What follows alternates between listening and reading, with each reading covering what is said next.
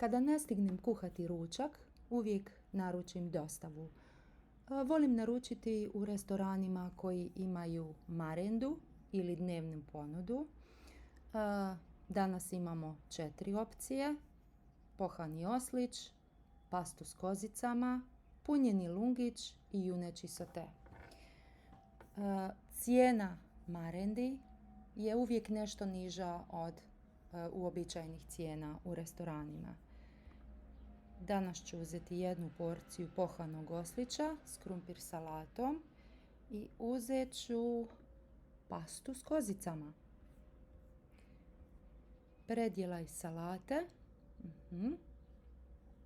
Imamo rižoti i tjestenine, špageti, njoke. Zeleni rižo s lososom je odličan. Wok, lazanje, jela iz mora, blitva s krumpirom, uvijek dobra zdrava opcija. Jela s mesom, biftek, piletina, uvijek popularni ćevapi. Imamo i burgere, i sendviče, i tortilje, ali ja sada tražim salate. Evo ga, miješana sezonska salata, 2 porcije. Da, i to je to za danas.